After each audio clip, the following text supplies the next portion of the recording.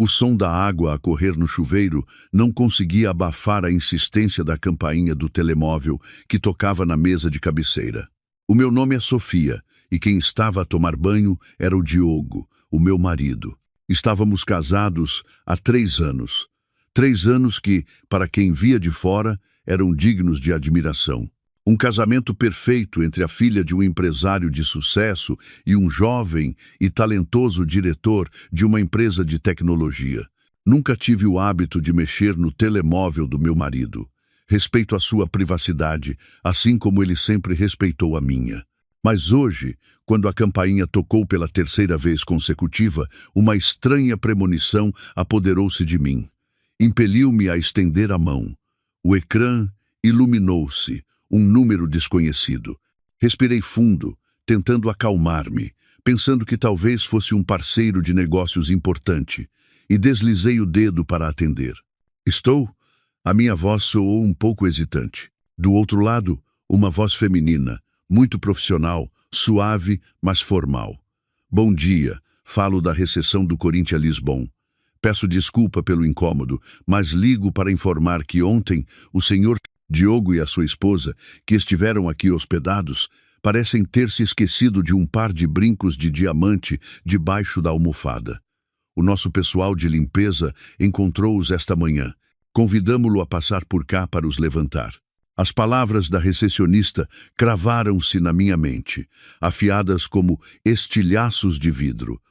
Corinthians Lisbon, o senhor Diogo e a sua esposa, um par de brincos de diamante debaixo da almofada. A minha mão que segurava o telemóvel começou a tremer. Mal conseguia respirar, sentia um nó na garganta. Ontem. Sim, ontem. Ontem, o Diogo disse-me que tinha de apanhar um voo de urgência para Faro para resolver um problema na filial. Uma viagem de negócios inesperada de apenas 2 dias. Ele ainda me abraçou à porta, com uma voz cansada. Porta-te bem, meu amor. Assim que resolver isto, volto logo. Este cliente é particularmente difícil. Eu acreditei. Preparei-lhe pessoalmente as camisas e as gravatas, lembrando-o de levar protetor solar, porque no Algarve o sol é forte. Afinal, a sua viagem de negócios a Faro era no Corinthians Lisbon, um hotel de 5 estrelas a menos de 15 minutos de carro da nossa casa. E a pessoa que o acompanhava, a quem chamaram esposa, não era eu. Está aí, minha senhora? Ainda está na linha? A voz da recepcionista soou um pouco confusa com o meu silêncio. Engoli em seco, tentando ajustar o meu tom de voz trêmulo. Não podia deixar que suspeitassem de nada. Ah, sim, pigarreei, esforçando-me por adotar um tom o mais indiferente possível. O meu marido está ocupado de momento. Pode descrever os brincos, por favor? Claro. São uns brincos de pequenos diamantes, em forma de floco de neve, muito bonitos. Estão guardados aqui na recepção. A jovem manteve o seu profissionalismo. Floco de neve. Senti o meu coração ser esmagado. Eram os brincos que eu mesma tinha visto o Diogo a admirar numa exposição de joalharia no mês anterior. Na altura, até brinquei, dizendo para ele nos comprar. Ele apenas sorriu e disse: Tu ficas bem com tudo, meu amor, mas esse estilo é um pouco vistoso demais, não combina contigo. Afinal, não é que não combinassem comigo, estavam destinados a outra esposa. Compreendo, iremos passar para os levantar. Desliguei a chamada, quase atirando o telemóvel para cima da mesa. O meu corpo estava gelado. Nesse exato momento, o som da água no chuveiro parou. A porta de vidro abriu-se e o Diogo saiu, com uma toalha à volta da cintura e o cabelo ainda a pingar. Olhou para mim e sorriu. Acordaste, meu amor?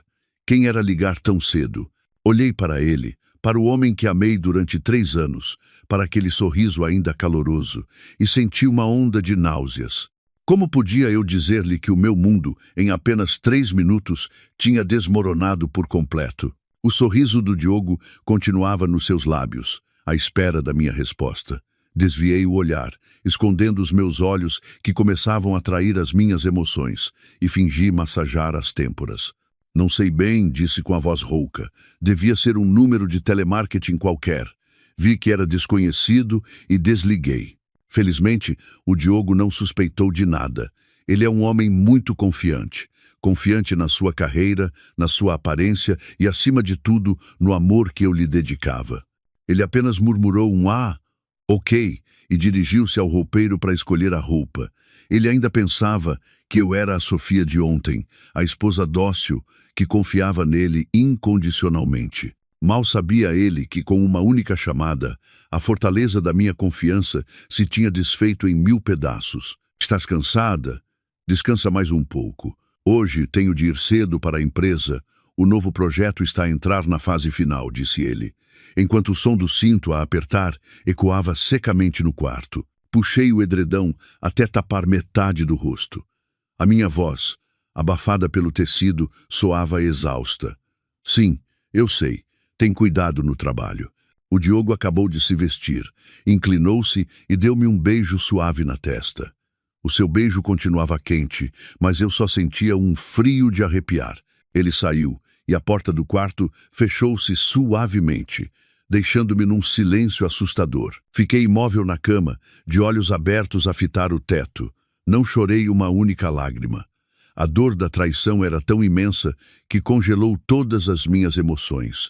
Passei a noite em branco. As memórias dos últimos 3 anos passavam pela minha mente como um filme em câmara lenta. Lembrei-me do dia em que o Diogo, um estudante universitário pobre mas brilhante, foi ter com o meu pai para pedir permissão para namorar comigo. O meu pai, um empresário experiente, olhou-o nos olhos e fez-lhe uma única pergunta: amor pela minha filha ou interesse na fortuna dela? O Diogo, na altura, respondeu de cabeça erguida, sem hesitar: Senhor, amo a Sofia por quem ela é. Não preciso de nada da sua família, só preciso da Sofia. O meu pai olhou para ele durante um longo tempo e, por fim, acenou com a cabeça. No dia do nosso casamento, o meu pai chamou o Diogo ao seu escritório. Quando ele saiu, os seus olhos estavam um pouco vermelhos. Mais tarde, o Diogo contou-me que o meu pai lhe tinha dado um cheque. Dou-te este 1,5 milhão de euros, disse o meu pai. É o dote da Sofia. Mas não te dou para seres apenas o meu genro. Empresto-te para começares a tua carreira. Quero que possas erguer a cabeça, construir o teu próprio sucesso e sentir-te confiante ao lado da minha filha. 1,5 milhão de euros. Era uma quantia astronômica, um capital com o qual o Diogo nem nos seus sonhos mais loucos ousaria pensar. Com esse dinheiro, juntamente com a sua inteligência e perspicácia, o Diogo fundou a Tecnoavante. Em 3 anos, de uma startup desconhecida, a Tecnoavante tornou-se um nome de destaque no setor tecnológico. O Diogo tornou-se um jovem diretor de sucesso. A sua imagem aparecia em revistas de negócios. Ele tinha conseguido. Eu sempre me orgulhei dele.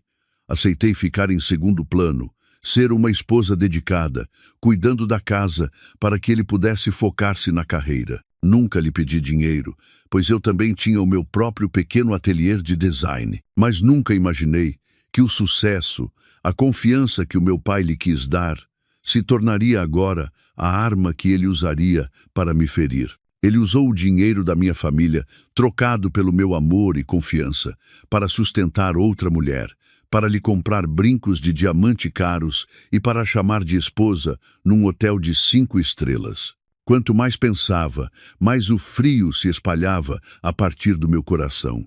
O amor, a admiração, todos os sentimentos intensos dos últimos 3 anos arrefeceram subitamente, deixando apenas cinzas. Não, eu não podia desmoronar. Sou filha do meu pai.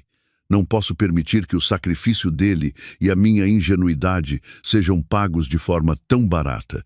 Aquele 1,5 milhão de euros não era apenas dinheiro, era a honra da minha família. A luz da manhã rompeu pela janela. Levantei-me de um salto, afastando o edredão com determinação. Tinha de agir, antes que fosse tarde demais. Não me permiti hesitar nem por um segundo. A decisão fria sobrepôs-se à dor. Abri imediatamente o roupeiro.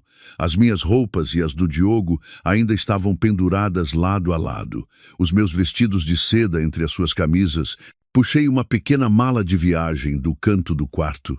pegando apenas nos meus artigos de higiene pessoal, essenciais e algumas roupas. Não levei nada que ele me tivesse comprado. Comecei a arrumar as minhas coisas enquanto o telemóvel do Diogo começava a vibrar com mensagens. Já acordaste? Hoje tenho reuniões o dia todo. Devo chegar tarde. Queres que traga alguma coisa para o jantar? Olhei para aquelas palavras e senti um nojo profundo pela sua falsidade. Desliguei as notificações. Peguei na mala e no carro que o meu pai me ofereceu quando terminei a universidade e saí daquela vivenda que um dia pensei ser o meu lar. Conduzi até casa dos meus pais. O portão de ferro familiar abriu-se lentamente. O jardim, com as roseiras antigas da minha mãe, continuava em plena floração. A minha mãe estava sentada na varanda, a ler um livro. Ao ver-me entrar com a mala, ficou surpreendida. Sofia, por que estás aqui a esta hora e com malas? Aconteceu alguma coisa entre ti e o Diogo? Forcei um sorriso. Não podia preocupá-la, pelo menos não agora. Não é nada, mãe. Sinto-me um pouco cansada. Quis vir para casa descansar uns dias em silêncio. Tentei que a minha voz soasse o mais normal possível. Não digas nada ao Diogo, por favor. Quero desligar o telemóvel por uns tempos. O trabalho tem sido muito estressante. A minha mãe olhou para mim com preocupação, mas conhece o meu feitio. Não insistiu, apenas suspirou. Já és crescida, decides por ti. Vai para o teu quarto descansar. Vou pedir à empregada para te preparar uma canja. Entrei no meu antigo quarto, onde tudo permanecia igual a quando saí para casar.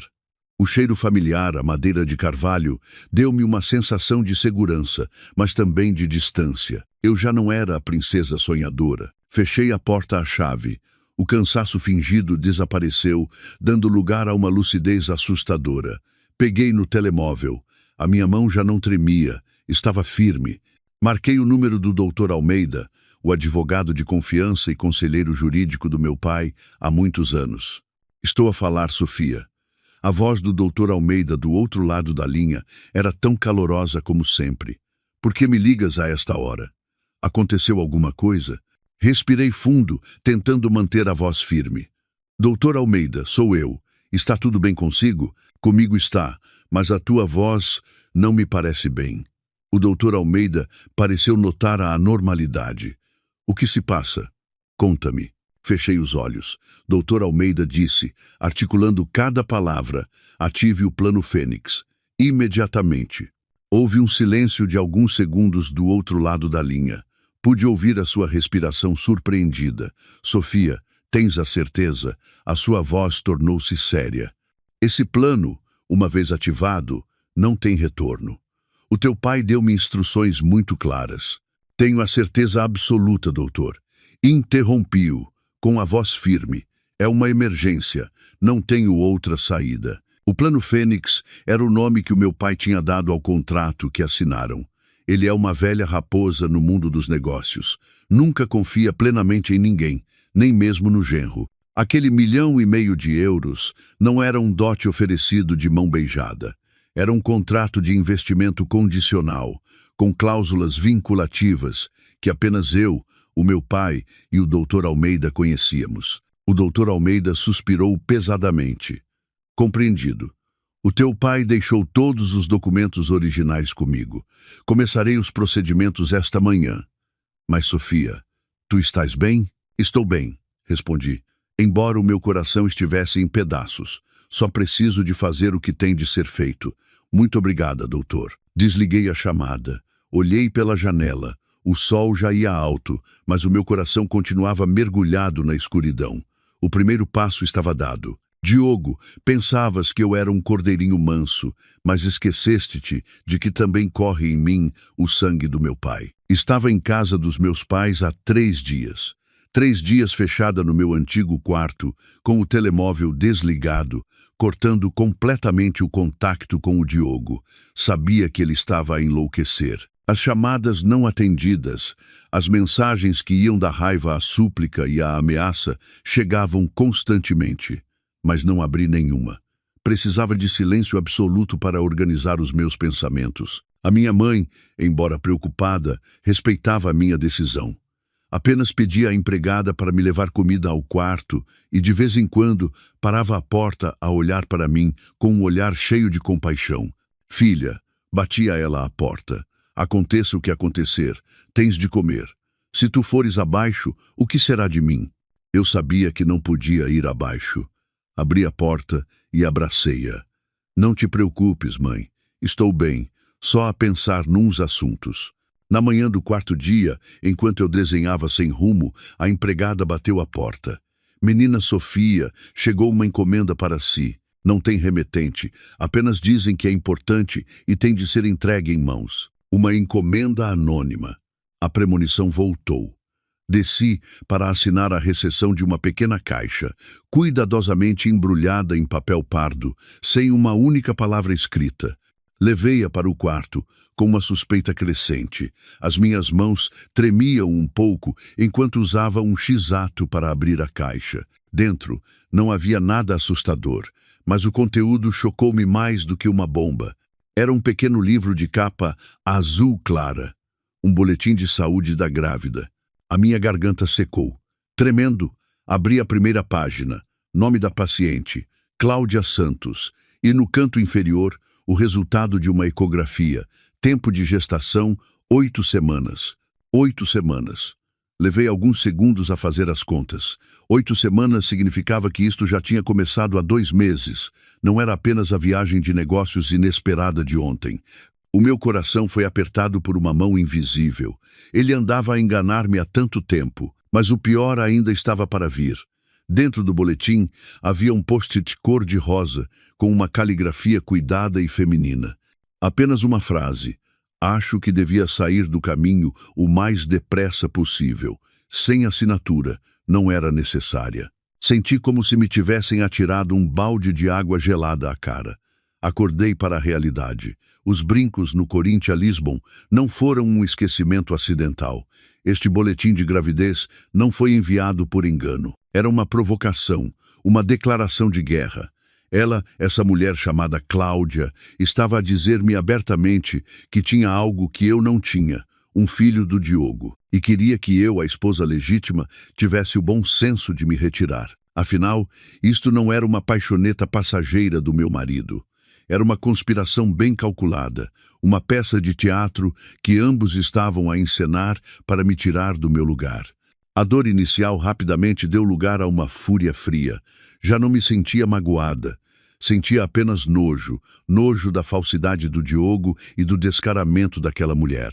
Muito bem. Querem jogar? Então vamos jogar. O nome Cláudia Santos pairava na minha mente, soando ao mesmo tempo familiar e estranho, como um espinho cravado na minha consciência. Tentei vasculhar a minha memória. Onde é que eu já tinha ouvido aquele nome? De repente, como um relâmpago, a memória voltou. Lembrei-me, Cláudia, a estagiária. Há cerca de 2 anos, participei numa gala de caridade da minha antiga universidade. Nesse dia, uma estudante do último ano, pequena e tímida, aproximou-se de mim com uma pasta debaixo do braço. Tinha o cabelo comprido, olhos grandes e um ar muito humilde. Disse que se chamava Cláudia, que vinha de uma aldeia pobre, que sonhava ser designer e que admirava muito o meu trabalho. Trouxe alguns dos meus desenhos, disse ela, timidamente, entregando-me a pasta. A menina Sofia podia dar uma vista de olhos e dar-me a sua opinião? Estou quase a terminar o curso e queria muito estagiar na Tecnoavante do seu marido, mas tenho medo. Fiquei muito impressionada com a sua educação e com o seu olhar ambicioso. Abri a pasta. Os seus desenhos ainda eram imaturos, mas tinham criatividade. Vi nela um pouco de mim mesma quando era mais nova, cheia de sonhos e de medos. Comovida com a sua história, sorri e disse: "Vou falar com o Diogo. Tem confiança." Naquela noite falei sobre o assunto com o Diogo. Lembro-me perfeitamente de ele ter descartado a ideia. A minha empresa é de tecnologia, não é um centro de caridade. E não gosto de miúdas com esse ar provinciano e lento. É uma perda de tempo a formar. Tive de o convencer. Dá-lhe uma oportunidade, por favor. Deixa-a estagiar na área de design de interface, nem que seja sem remuneração. Acho que ela tem potencial. Finalmente, apenas para me agradar, O Diogo concordou, a contragosto. No dia em que soube da notícia, a Cláudia ligou-me, com a voz embargada pela emoção. Muito obrigada, menina Sofia. Foi como uma irmã mais velha para mim. Nunca na vida me esquecerei disto. Depois disso, a Cláudia começou a estagiar na Tecnoavante. De vez em quando, eu perguntava ao Diogo por ela. Ele mantinha sempre uma atitude indiferente, até mesmo irritada. Estou farto dessa tua protegida, disse ele uma vez, zangado. Hoje estraga uma apresentação, amanhã chora porque um colega a repreendeu. Não sei o que viste nela. Assim que o estágio acabar, dispenso-a. Ao ouvir aquilo, senti-me culpada por o ter incomodado, e não voltei a perguntar pela Cláudia. Algum tempo depois, soube que ela tinha saído da Tecnoavante. Não dei mais importância ao assunto. E agora? 8 semanas. O boletim de gravidez na minha mão era a prova da minha estupidez. Afinal, as queixas do Diogo, o ar provinciano e lento que ele lhe atribuía, tudo não passava de uma encenação. Uma encenação sofisticada para esconder a relação deles debaixo do meu nariz. Ele não só me enganou, como me transformou numa idiota, usando a minha própria bondade como ponte para ele e a sua amante. Olhei para o post-it cor-de-rosa. Acho que devia sair do caminho o mais depressa possível. A timidez e a humildade de antigamente tinham desaparecido, dando lugar ao descaramento e à provocação de uma vencedora. A cobra venenosa que eu, sem saber, tinha trazido para casa, agora sentia-se forte o suficiente para morder a mão que a ajudou. A raiva dentro de mim já não era simples fúria, era repugnância. Repugnância por aquelas duas pessoas. Quando a raiva e o nojo passaram, fiquei com uma calma fria. Compreendi com que tipo de pessoas estava a lidar. Não eram apenas um casal adúltero. Eram atores sofisticados que tinham planeado tudo nas minhas costas. Eu não podia chorar, não podia fazer um escândalo. Isso só me faria parecer patética aos olhos deles.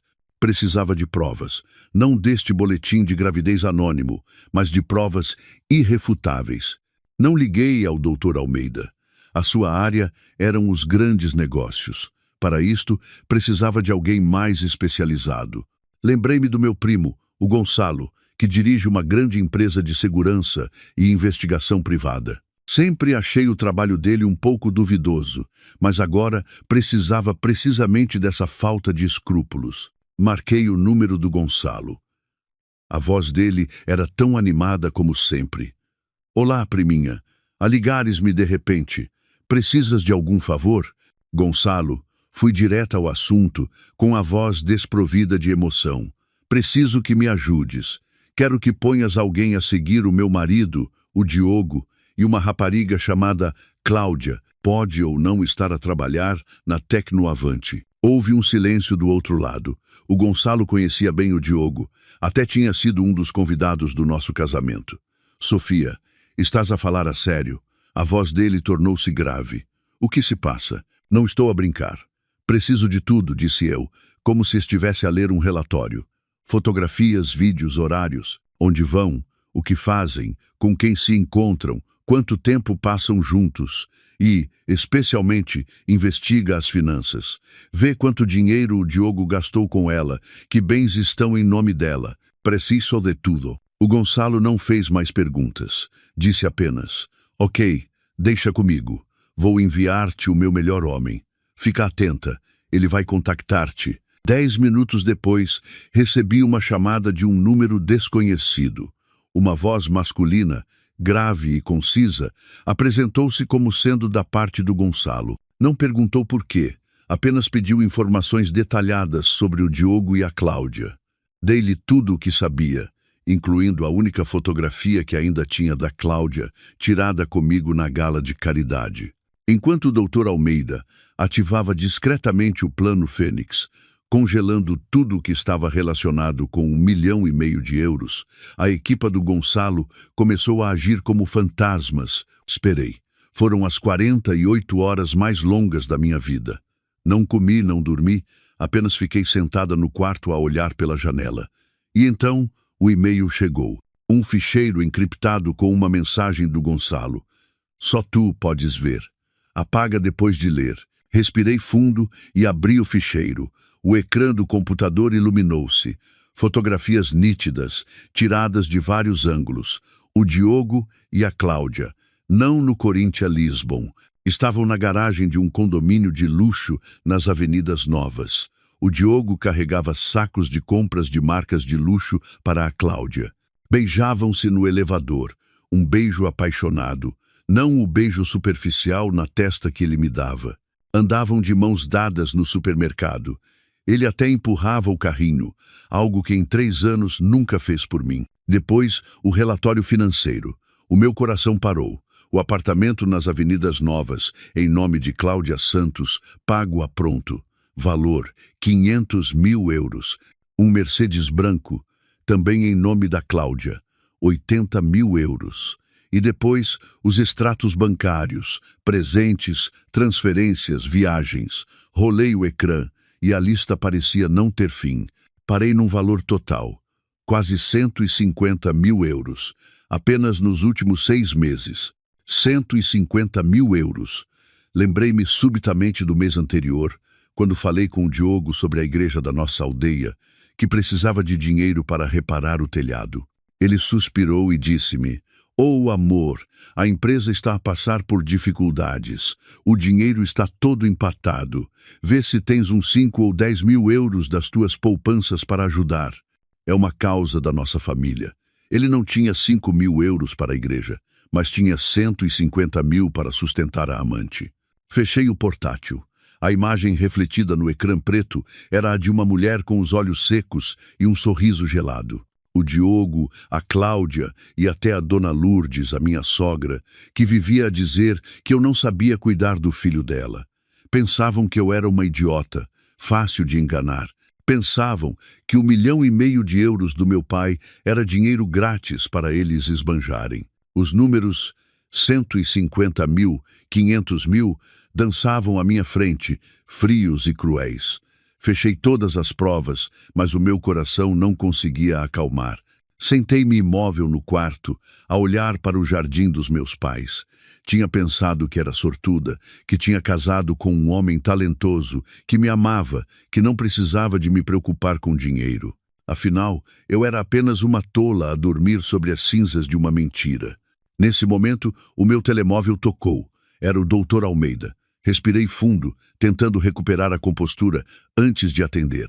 Dr. Almeida, Sofia, posso ir à tua casa? Ou preferes vir ao meu escritório? Precisamos de falar, urgentemente. A voz dele era grave e séria.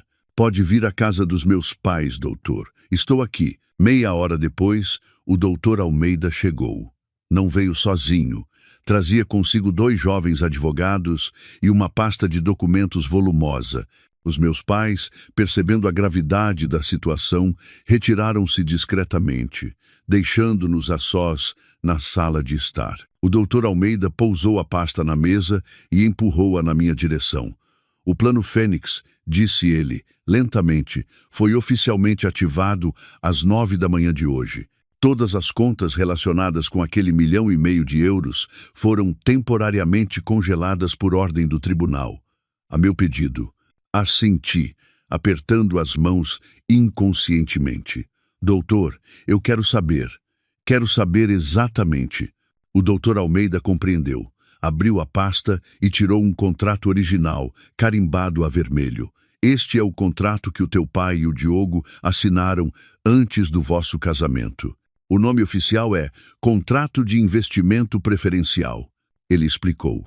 Afinal, aquele 1,5 milhão de euros não era um dote, como o Diogo gostava de se gabar. Era um investimento a prazo de 3 anos, com juros zero. O meu pai, através de uma das suas empresas, injetou o dinheiro na Tecnoavante do Diogo em troca de 40% das ações. Mas isso não era tudo. O Dr. Almeida virou para a última página. O teu pai é uma velha raposa, Sofia. Ele antecipou tudo. Apontou para uma pequena cláusula, impressa em letra miúda num anexo.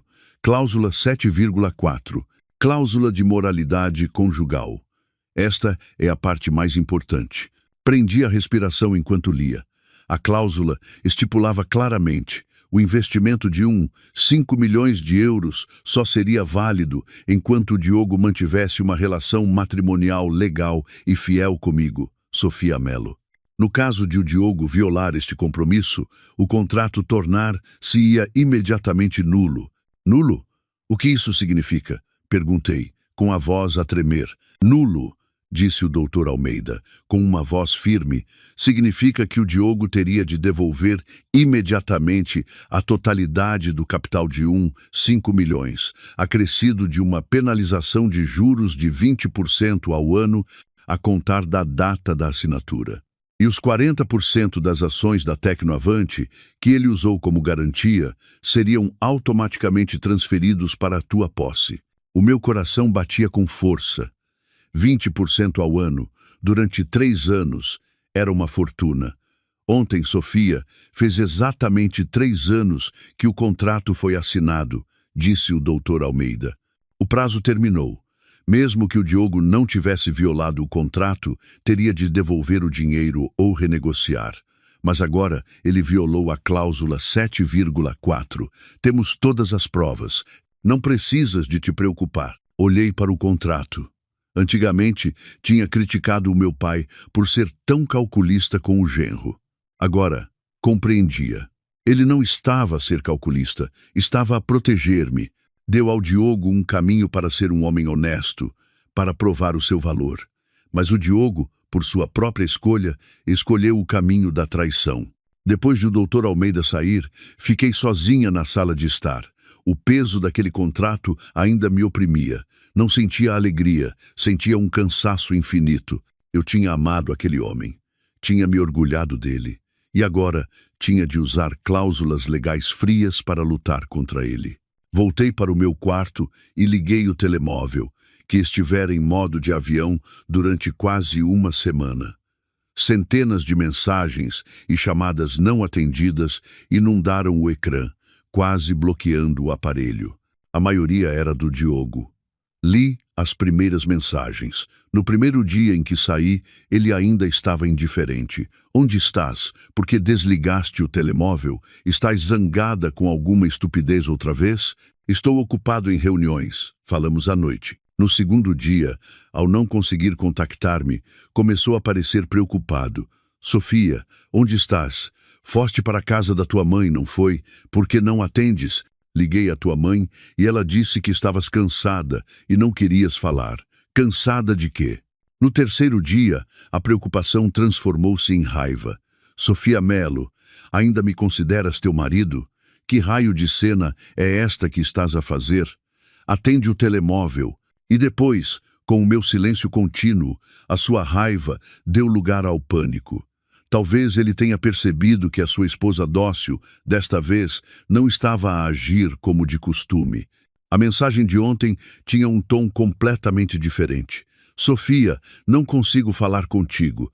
Fui à casa dos teus pais e eles dizem que não queres ver ninguém. O que se passa contigo?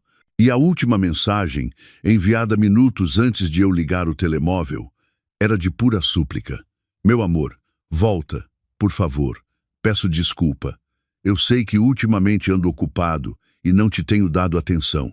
Se estás zangada, grita comigo, bate-me se quiseres, mas não fiques em silêncio assim. Tenho medo. Volta para casa. Vamos conversar.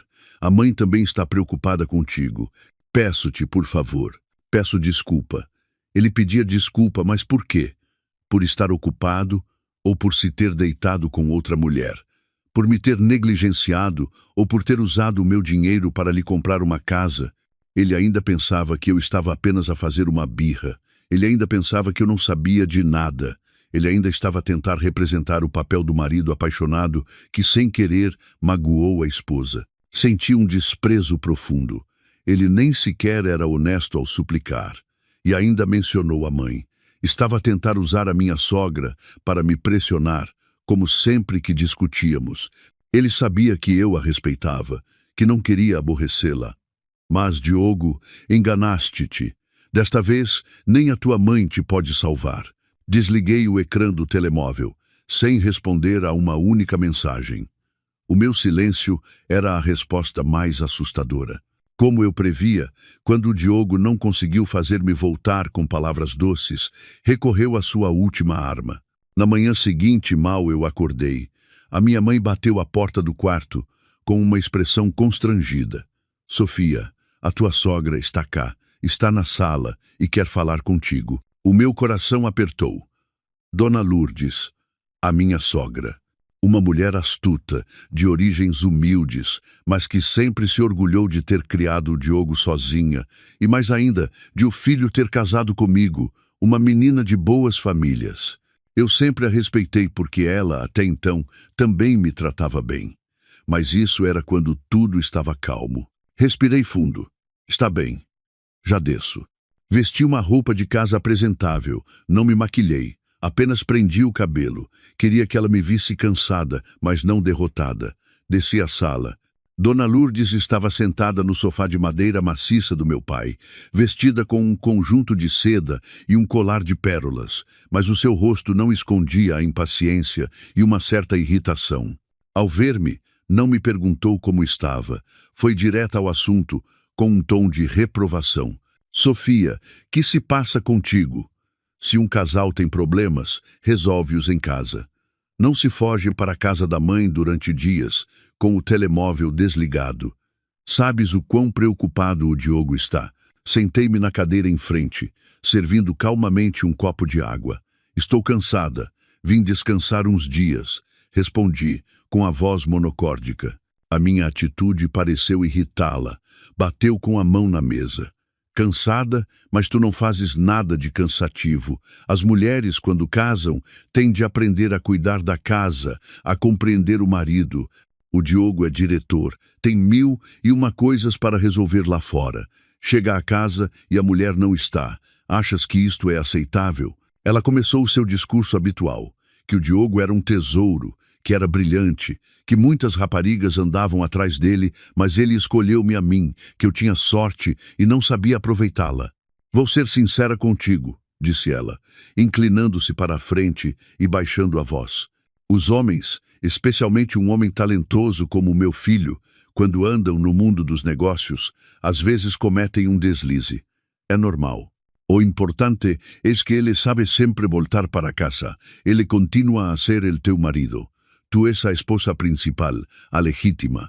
Tens de ser compreensiva, saber prendê-lo com jeitinho, não fazer birras e fugir de casa assim. Compreensiva.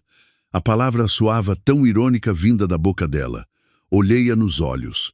Mãe, e se esse deslize de que fala for ele usar o meu dinheiro para comprar uma casa e um carro para outra mulher? E se essa compreensão que me pede for aceitar que ele tenha um filho com outra pessoa? Isso eu não consigo fazer. O olhar da Dona Lourdes congelou.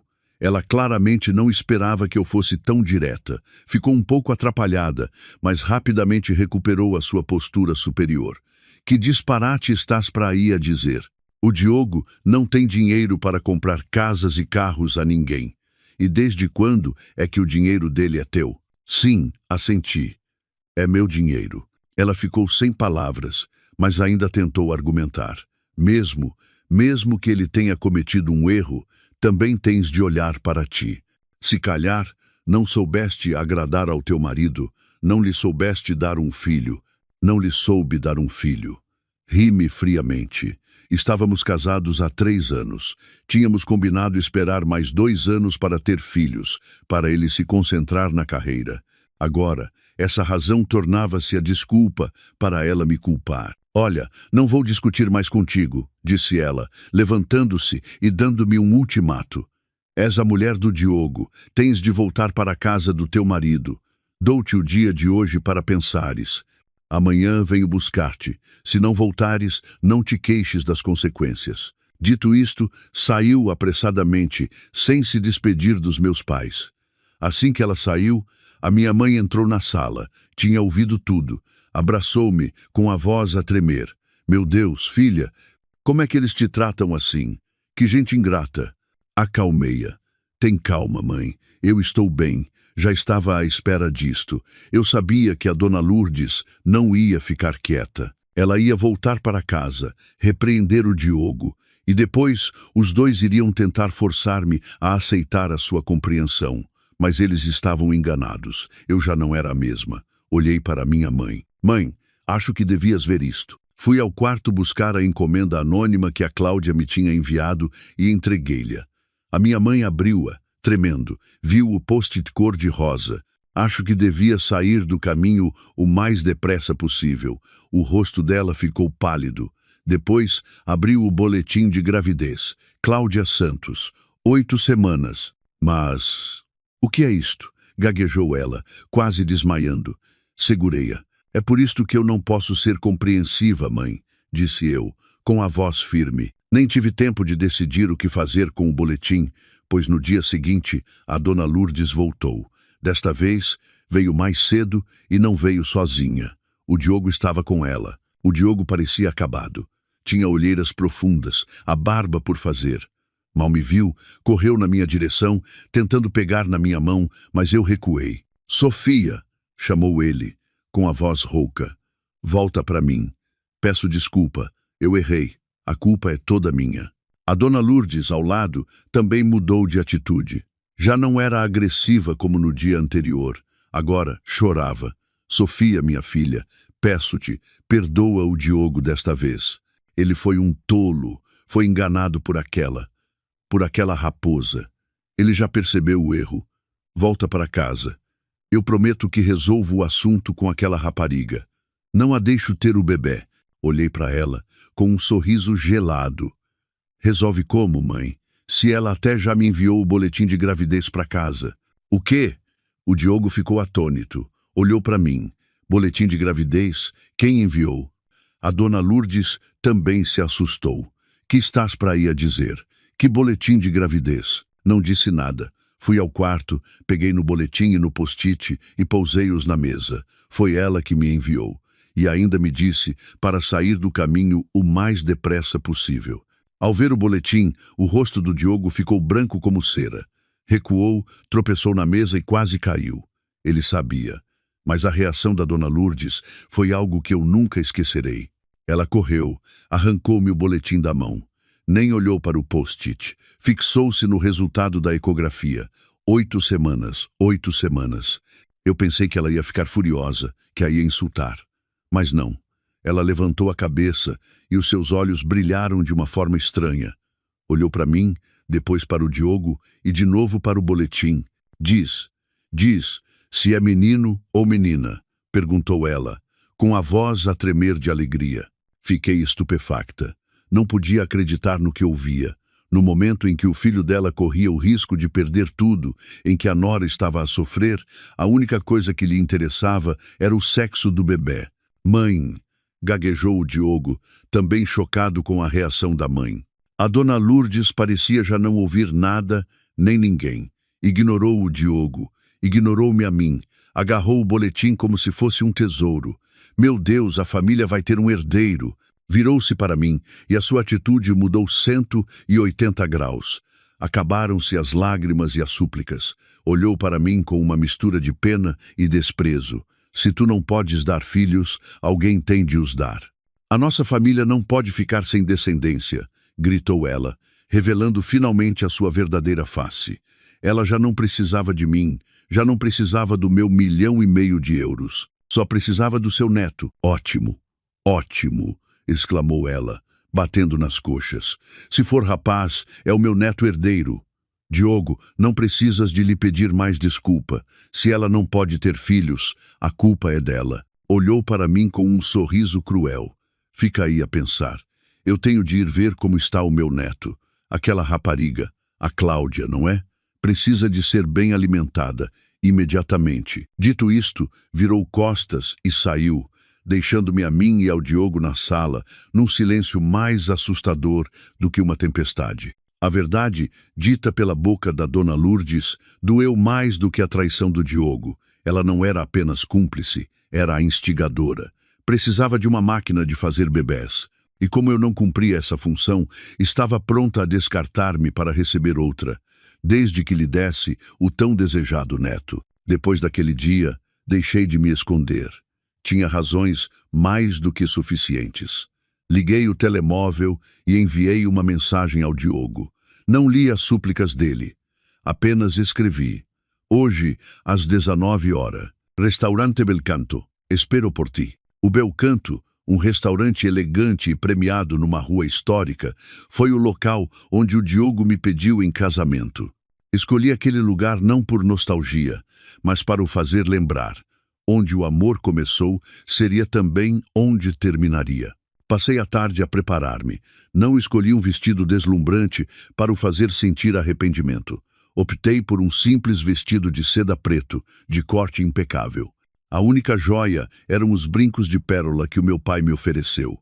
Maquilhei-me de forma subtil, mas o suficiente para esconder o cansaço das noites mal dormidas. Precisava de aparecer como a protagonista, não como uma vítima.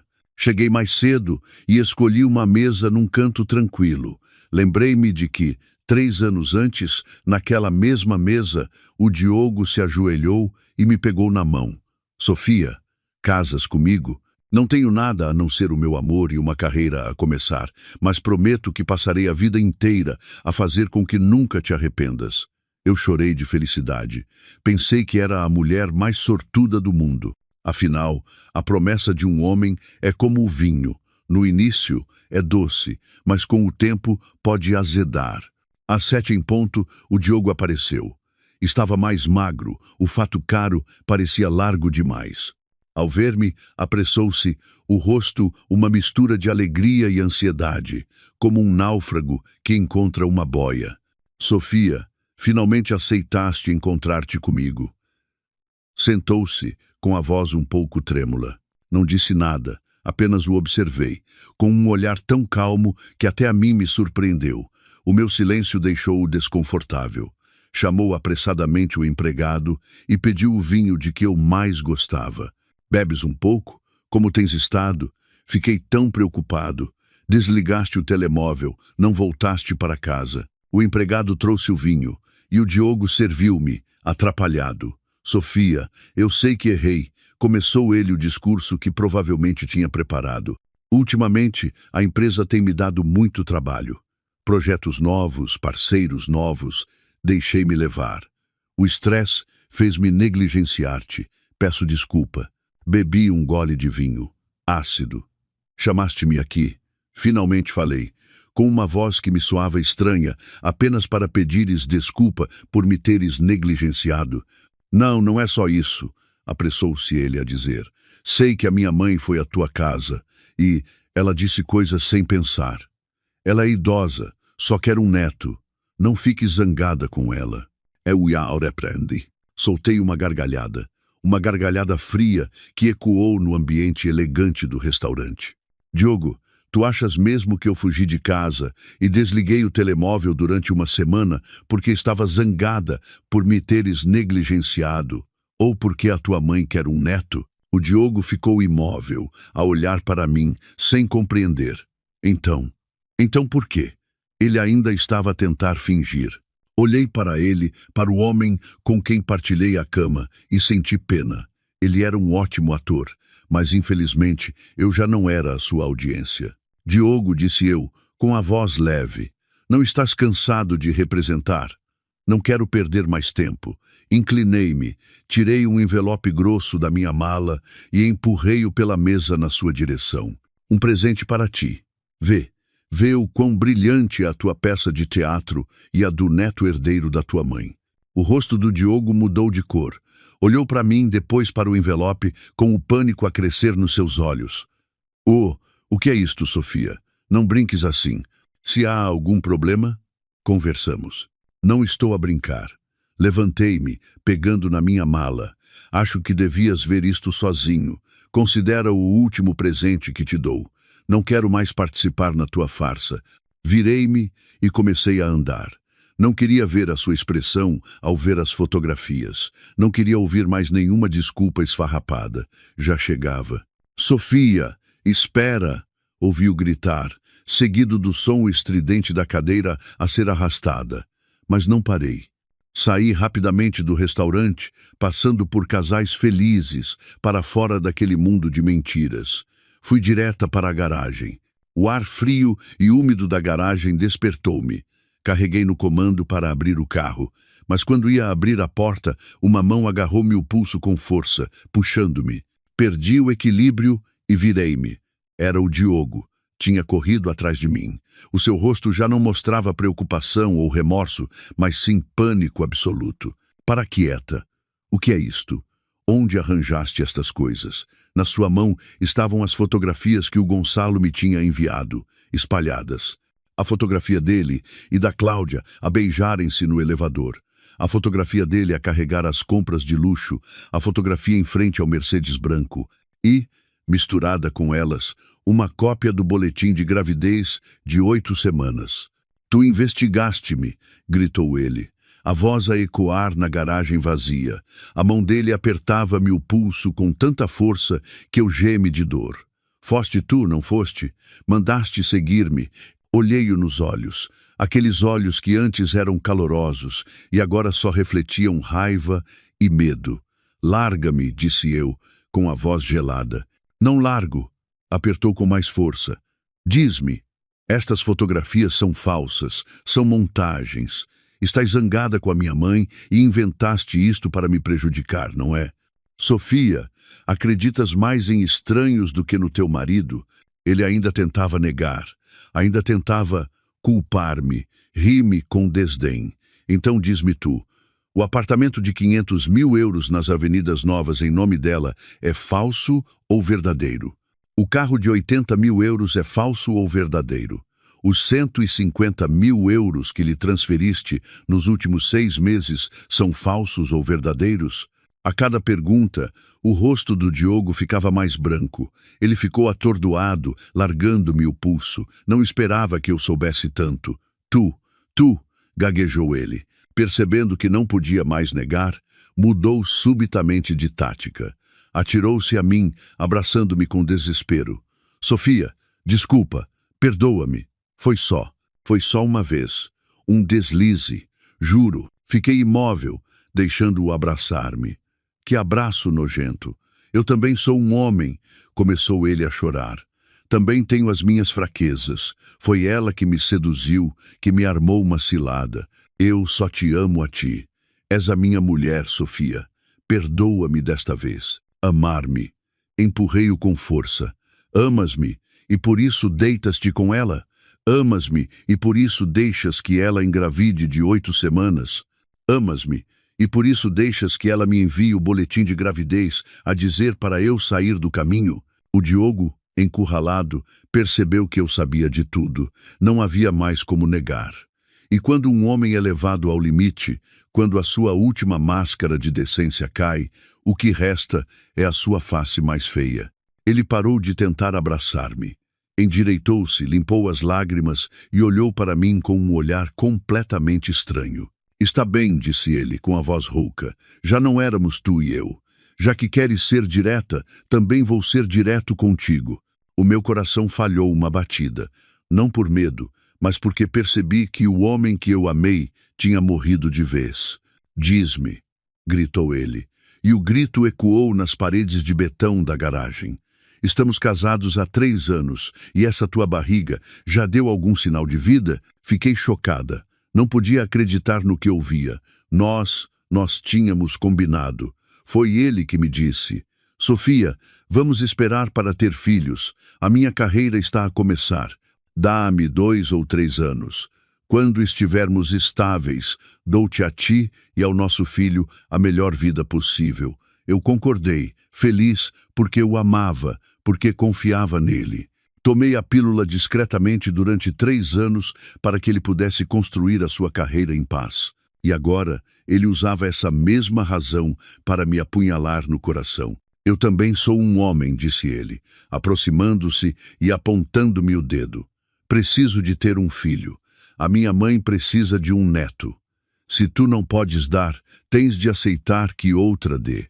Percebes? Olha para ti, gritou ele. A raiva a toldar-lhe o raciocínio. Além do rótulo de filha de rico, o que é que tu tens? Passas o dia em casa a fazer esses teus desenhos que não dão dinheiro nenhum. Sabes o quão duro eu trabalho lá fora? Se não fosses uma galinha que não põe ovos, disse ele, rangendo os dentes. Achas que eu me dava ao trabalho de ir procurar lá fora quem me desse um filho para continuar o nome da família? Galinha que não põe ovos. Cada palavra era como uma faca enferrujada a rasgar o meu orgulho.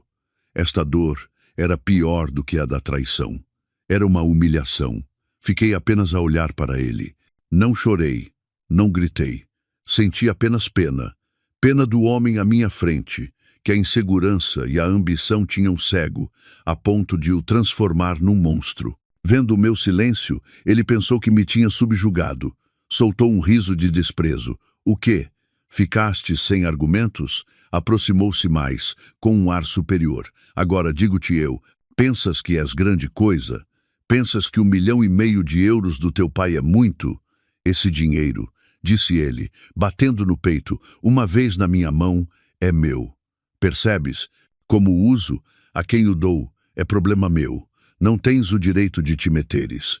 És minha mulher. Inclinou-se e sussurrou-me ao ouvido.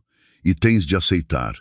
Se te portares bem, continuas a ser a mulher do diretor. Caso contrário, cerrou o punho, desaparece. Eu, o meu filho e a minha mãe vivemos muito bem sem ti. A minha mão, dentro do bolso do casaco, estava gelada, mas continuava a cumprir a sua missão. O telemóvel ainda estava a gravar. Ele ainda arfava depois da sua torrente de insultos, o rosto vermelho de raiva e talvez de presunção por pensar que me tinha encurralado. Esperava que eu chorasse, que suplicasse ou pelo menos que desmoronasse. Mas eu continuei ali, assustadoramente calma. Tirei lentamente a mão do bolso. Já acabaste? A minha voz soou clara, sem tremer, no ar abafado da garagem. A minha calma pareceu surpreendê-lo. Franziu o sobrolho. Tu, o que é que ainda queres? Achas que podes virar o jogo? Não quero virar nada, disse eu, tratando-o pela primeira vez por você. Só quero agradecer-lhe. Agradecer por me ter deixado ouvir as suas palavras mais sinceras. Levantei o telemóvel, o ecrã ainda aceso com a barra vermelha da gravação. Falou muito bem, cada palavra foi muito clara. Até tinha medo de não ouvir bem, mas felizmente gravei tudo. Com calma, carreguei no botão para parar e, de seguida, no de reproduzir. Uma voz furiosa ecoou do pequeno altifalante. Galinha que não põe ovos, 1,5 milhão de euros é meu. Como uso é problema meu. Não tens o direito de te meteres. Caso contrário, desaparece. O rosto do Diogo mudou de cor, de vermelho para pálido, e depois para branco como papel. Tu, gaguejou ele, o pânico estampado nos seus olhos. Sua cabra, armaste-me uma cilada. Ele tentou arrancar-me o telemóvel, mas eu recuei um passo e parei a gravação. Cilada, ri-me, sem emoção. Se essas palavras não tivessem saído da sua boca, como é que eu lhe poderia armar uma cilada? Ou quero ouvir outra vez para ter a certeza. Tu, apaga isso.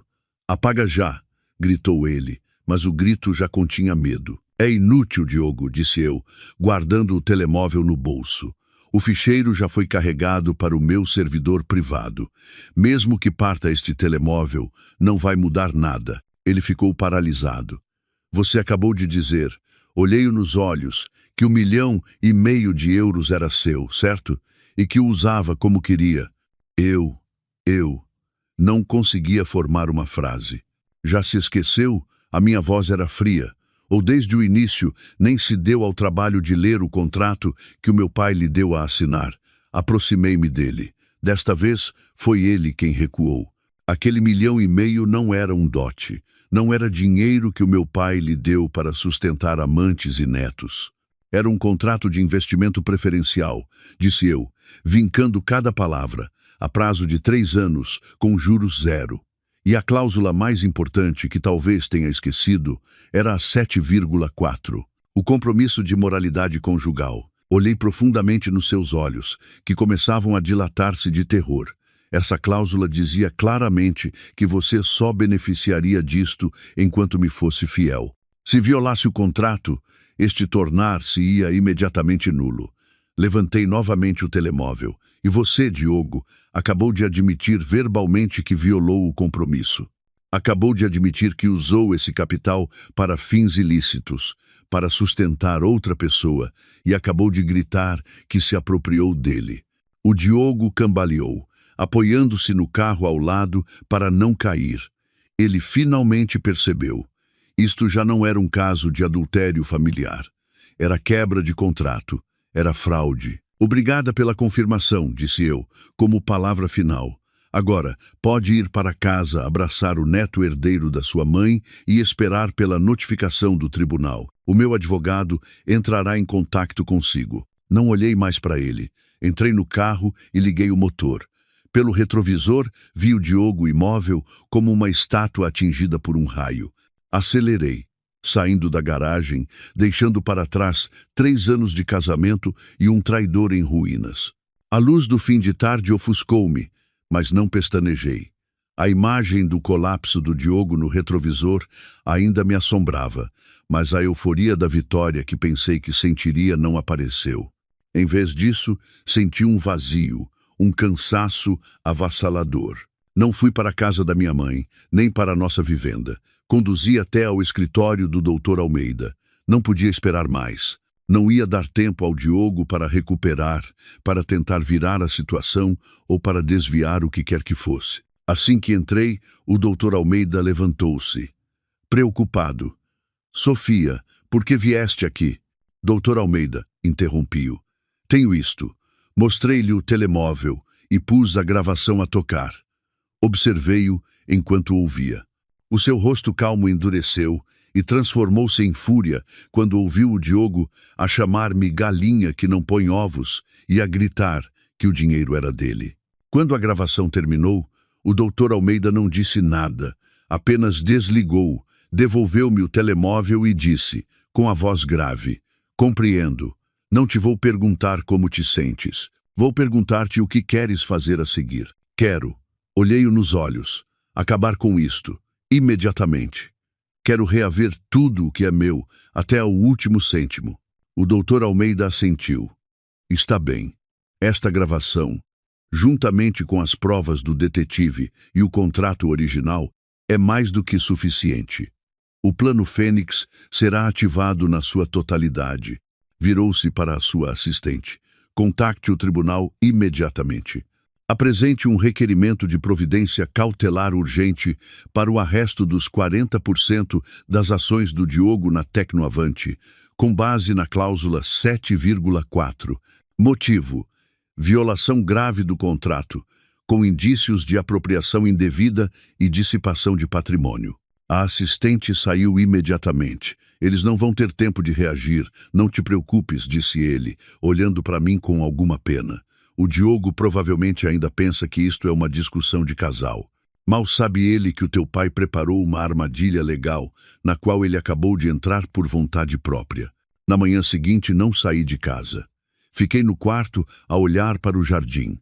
O Diogo tentou ligar-me dezenas de vezes, mas não atendi. Começou a enviar mensagens frenéticas. Sofia, desculpa, eu errei. Estava bêbado. Disse disparates. Perdoa-me. O que estás a fazer? Falaste com um advogado? Não faças isso, Sofia. Vamos conversar. Mas era tarde demais. Às 10 da manhã, o Dr. Almeida ligou-me. Está feito. O tribunal aceitou o requerimento. A ordem de arresto de bens foi emitida. Oficiais de justiça estão a caminho da sede da Tecnoavante para notificar o Diogo. Desliguei e fechei os olhos. Imaginei o Diogo, sentado no seu luxuoso escritório de diretor, talvez ainda irritado por eu não atender. E de repente, a porta a abrir-se, homens de uniforme a entrarem e a entregarem-lhe a notificação. Não senti prazer, apenas a sensação de que uma farsa tinha finalmente chegado ao fim. Ele pensava que eu era apenas uma esposa zangada. Esqueceu-se de que eu também era a filha do meu pai. Alguém que nunca deixaria que pisassem a sua honra. A notícia de que o Diogo, o jovem e talentoso diretor da Tecnoavante, tinha sido notificado pelo tribunal com uma ordem de arresto de 40% das suas ações em pleno escritório explodiu como uma bomba. Não era apenas um escândalo pessoal, era um golpe fatal nos alicerces da empresa.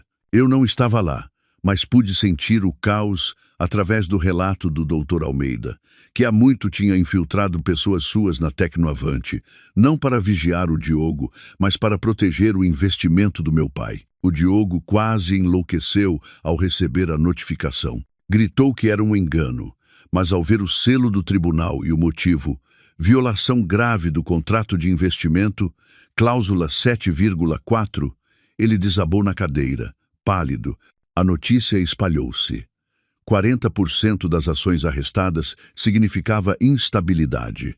Os bancos foram os primeiros a reagir, exigindo explicações. Os parceiros de negócio suspenderam as negociações. Mas o pior foram os outros acionistas. Eles não tinham investido no Diogo, tinham investido na garantia do meu pai, no poder do Grupo Melo por trás do seu genro. Agora, o genro estava a ser processado pela própria família da esposa por fraude. O golpe não era só para o Diogo, era para todos os que confiaram nele. O telefone do meu pai começou a tocar sem parar. Os acionistas, os seus amigos de negócios, não ligavam para dar condolências, mas para exigir respostas. Melo, que raio se passa? Por que é que a tua família está a processar o rapaz? Ouvi dizer que ele usou o dinheiro da empresa para sustentar uma amante. É verdade? O meu pai respondia calmamente. Estejam descansados. Eu também sou uma vítima.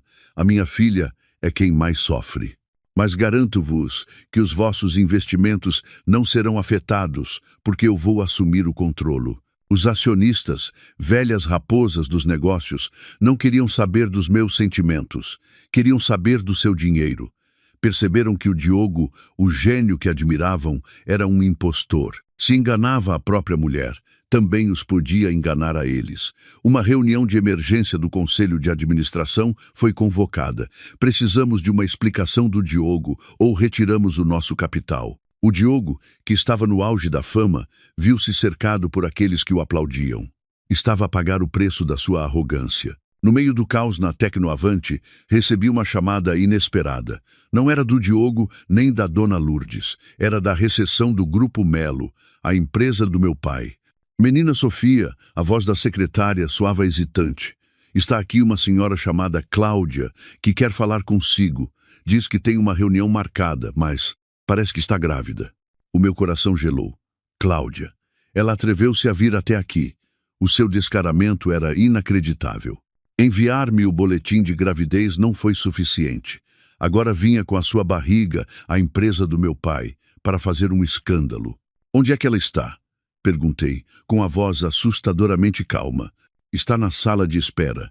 Parece muito cansada, não para de chorar. Leve-a para a sala de reuniões número 3. Não deixe mais ninguém entrar. Traga-lhe um copo de água. Não queria confusão na recepção. O meu pai estava no escritório e eu não queria que ele fosse perturbado por este drama. Desci à sala de reuniões. A Cláudia estava sentada, encolhida. Já não era a estagiária tímida, nem a provocadora arrogante. Parecia pálida, exausta. A barriga de 8 semanas ainda não era muito visível, mas o seu rosto estava estampado de pânico. Ao ver-me, sobressaltou-se, levantou-se apressadamente e fez algo que eu nunca esperaria. Ajoelhou-se no chão frio. Menina Sofia rastejou na minha direção, tentando agarrar-me às pernas, mas eu recuei. Eu peço-lhe, por favor, perdoe o Diogo. Fiquei a olhar para a mulher, ajoelhada a meus pés, para a barriga que ela protegia, e senti uma ironia profunda. Levante-se, disse eu, com a voz fria. O chão está frio, não faz bem ao neto herdeiro da família. As minhas palavras fizeram-na parar, mas logo voltou a chorar, ainda mais alto. Eu sei que errei, sou uma víbora, mereço morrer. Fui eu que seduzi o Diogo, ele é inocente. Por favor, retire a queixa, perdoe-o. Cruzei os braços a observá-la. Representa muito bem. De estudante inocente a amante descarada, e agora a namorada fiel disposta a sacrificar-se. Devo aplaudi-la? Não, eu não estou a representar. Levantou o rosto banhado em lágrimas. Eu também sou uma vítima. Se o Diogo for abaixo, o que será de mim e do meu filho? Ah, então era isso, finalmente a verdadeira razão. Inclinei-me e olhei-a nos olhos. Está preocupada com ele, ou com o apartamento de 500 mil euros, com o vosso amor, ou com os 150 mil euros de mesada que acabaram. A Cláudia ficou em choque, sem fôlego, os olhos arregalados de terror. Não esperava que eu soubesse de tudo. Você não veio aqui pedir-me desculpa, continuei com desprezo. Nem veio salvá-lo. Veio salvar a sua mina de ouro, mas veio ao sítio errado. Devia procurar a mãe dele, não a mim. Não, não é isso, gaguejou ela, o medo a tomar conta dela. A sua reação confirmou tudo. Ela percebeu que eu não era a esposa tola que eles pensavam. Eu sabia de tudo. Acha que acredito nessas lágrimas de crocodilo? A minha voz continuava fria. Acha que não sei que foi você que me enviou o boletim de gravidez com a nota a dizer para sair do caminho? A Cláudia recuou, como se eu lhe tivesse dado uma bofetada. Eu. Confia muito no seu talento para a representação, não é? Ou na gravidez. Pensou que com isso me podia afastar e tornar-se a senhora diretora. A culpa não foi minha, gritou ela, encurralada. O medo transformou-se em raiva e começou a descarregar as culpas. Foi a dona Lourdes, foi a mãe dele, foi tudo por causa dela. Fiquei imóvel. Foi ela que me procurou, soluçou a Cláudia. Quando eu estava de 4 semanas, o Diogo ainda estava com medo. Queria que eu abortasse. Foi ela que veio ter comigo quando soube. O meu coração apertou. Então, o Diogo quis desistir, mas a mãe dele não. Ela disse-me, continuou a Cláudia, que você era uma galinha que não põe ovos, que só sabia depender da sua família. Disse que a família precisava de um neto. As palavras da dona Lourdes ecoaram na minha mente. Ela prometeu-me que, se eu lhe desse um filho rapaz, ela me aceitaria. Obrigaria o Diogo a divorciar-se de si. Foi ela que me ensinou a enviar-lhe o boletim para você sair pelo seu próprio pé. Meu Deus! Eu tinha subestimado a crueldade deles. Não era um caso de adultério. Era uma conspiração, uma peça montada pelos 3. E o Diogo também, continuou a Cláudia. No início ele hesitou, mas depois de a mãe falar com ele, concordou. Ele disse que você não o compreendia, que só se importava com o dinheiro do seu pai. Disse que, assim que tivesse o filho, se divorciava. Ele disse... A Cláudia hesitou. Disse o quê? Perguntei, com a voz dura. Ele disse que depois do divórcio, você sairia de mãos a abanar, porque não tinha filhos nem bens em comum, que a Tecnoavante seria toda dele e do nosso filho. Sair de mãos a abanar. Sem filhos. Finalmente compreendi. Eles não queriam apenas que eu desaparecesse, queriam que eu desaparecesse humilhada e sem um tostão. Pensaram que o facto de eu não ter filhos era a minha fraqueza fatal. Pensaram que eu era uma parasita. Tinham tudo calculado. De repente comecei a rir, um riso frio que ecoou na sala. A Cláudia olhou para mim, assustada. Menina Sofia, por que se está a rir? Estou a rir, disse eu, porque vocês planearam tudo muito bem, mas calcularam mal uma coisa. Esqueceram-se de que esta galinha que não põe ovos é quem detém 40% das ações e é a credora do 1,5 milhão de euros com que vocês estão a construir os vossos sonhos. Endireitei-me. Vá-se embora. E obrigada por me ter contado os últimos pormenores.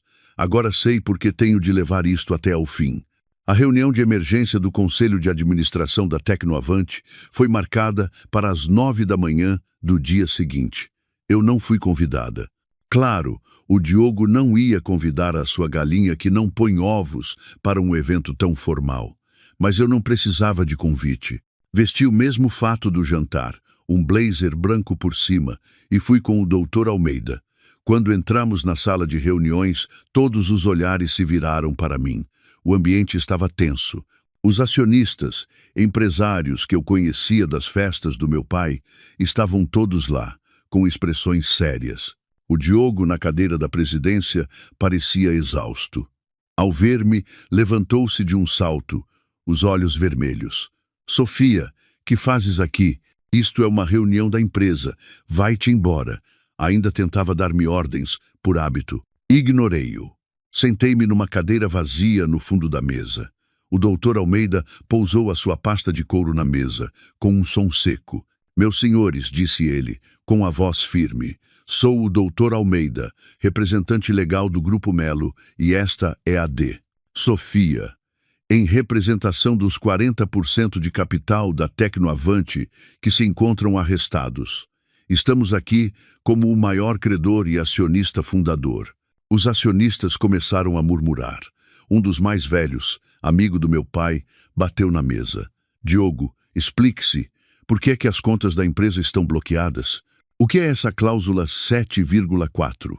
O Diogo, atrapalhado, olhou para mim com ódio. Meus caros, isto é um mal-entendido familiar, uma discussão de casal. Sofia, não faças mais cenas. Vai para casa, que eu resolvo isto. O Dr. Almeida riu-se. Tem a certeza de que isto é um assunto de família, Sr. Diogo? Quando usou o capital do Grupo Melo para comprar uma casa de €500 mil e um carro de 80 mil euros para sua amante? Quando violou gravemente o contrato? Isso é mentira, gritou o Diogo. Mentira? O Dr. Almeida não discutiu. Abriu o seu portátil e ligou-o ao projetor.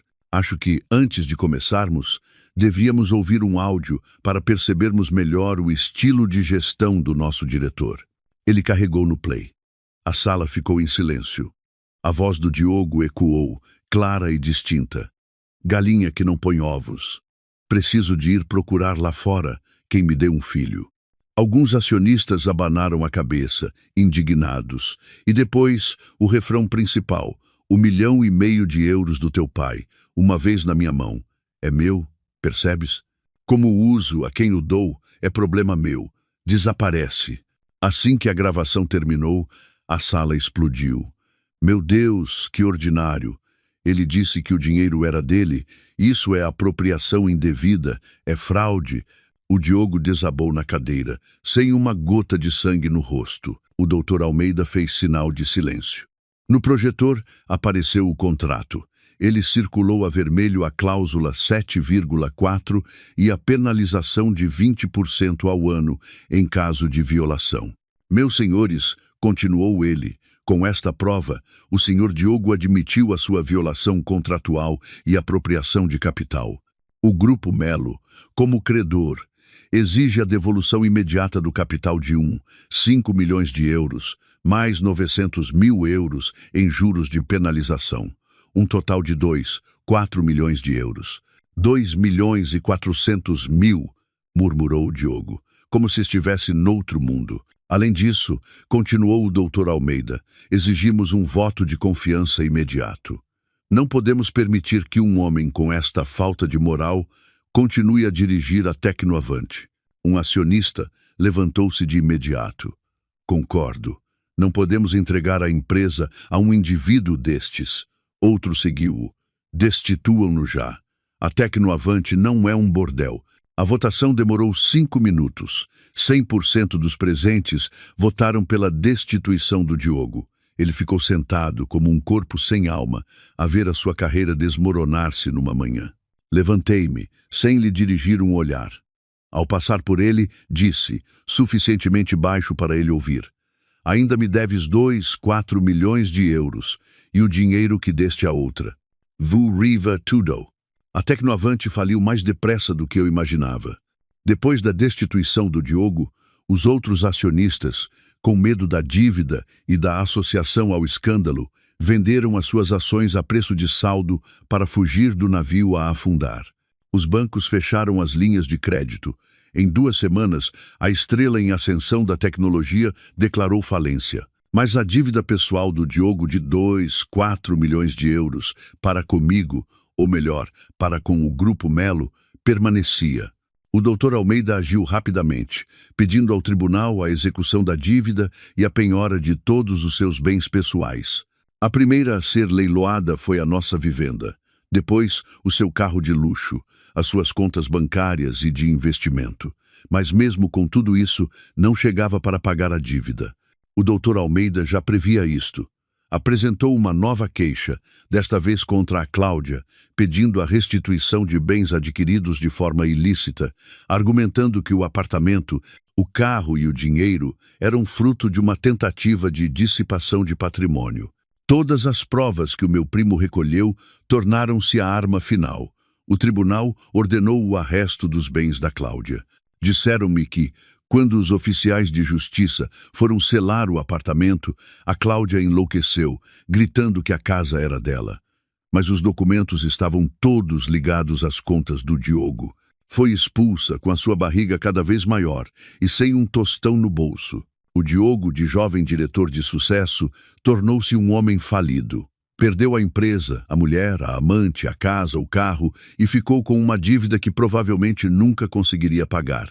Ouvi o Dr. Almeida a dizer-me que, mesmo depois de tudo vendido, ele ainda devia mais de 1 milhão de euros ao Grupo Melo. Doutor, disse eu, amanhã, por favor, dê entrada com o pedido de divórcio. Quero acabar com isto o mais depressa possível. No dia do divórcio, o tempo estava lindo. O processo foi rápido, uma mera formalidade. Vi o Diogo no corredor do tribunal. Estava irreconhecível. Magro, com roupas velhas e amarrotadas, parecia 10 anos mais velho. Não tinha advogado, não tinha dinheiro para um. Quando me viu, o seu olhar era uma mistura de arrependimento, raiva e desespero. Tentou levantar-se, mas ao ver o Dr. Almeida ao meu lado, voltou a sentar-se, de cabeça baixa. O juiz foi rápido. As provas eram esmagadoras. O Diogo não contestou nada. Concordo com o divórcio, foi tudo o que disse. O juiz proferiu a sentença. Divórcio concedido. Dada a sua conduta, eu ficaria com 80% dos bens comuns restantes, que depois das dívidas eram 0. Sem filhos, não havia nada a discutir. O martelo bateu.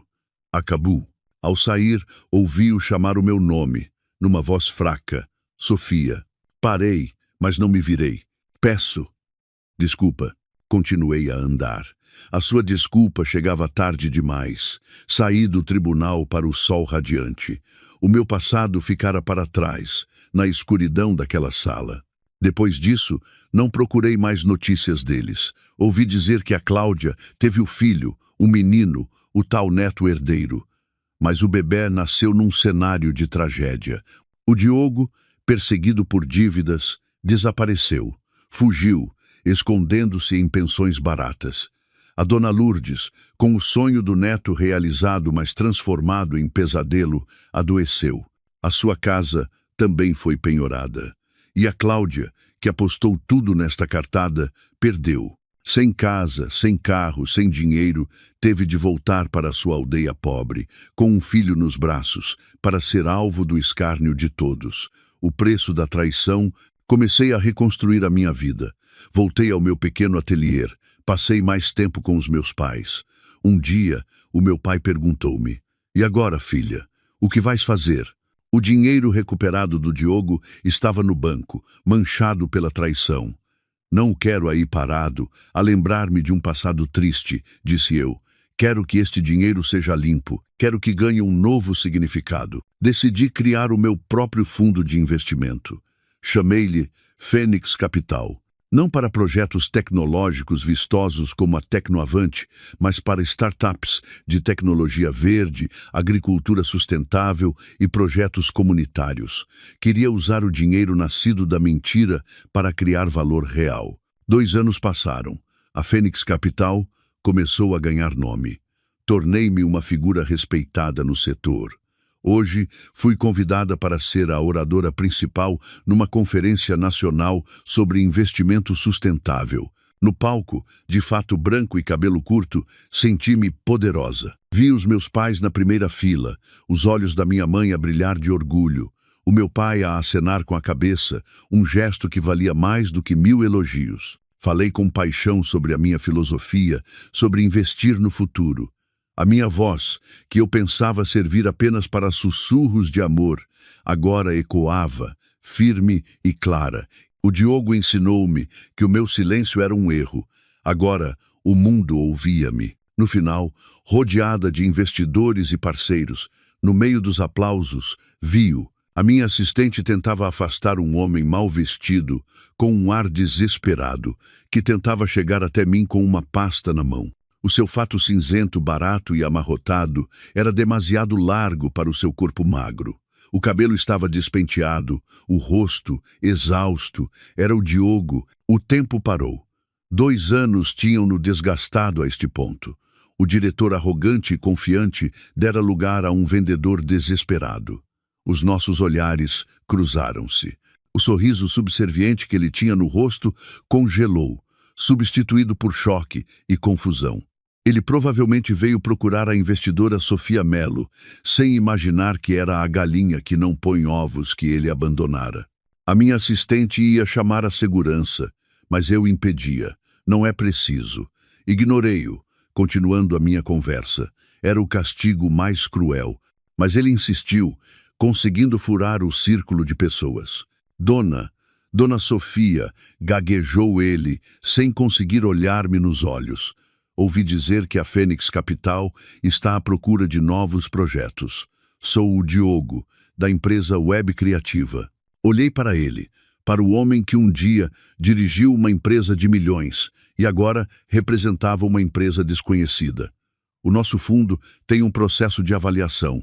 Pode enviar o seu projeto por e-mail. Virei-me, mas ele agarrou-me pelo braço. Sofia, chamou ele, com desespero, dá-me 5 minutos, por favor. Levei-o para uma sala privada. Assim que a porta se fechou, ele desabou a chorar. Sofia, eu vi-te no palco. Estás tão brilhante, tão bonita. Eu sei que errei, perdi tudo.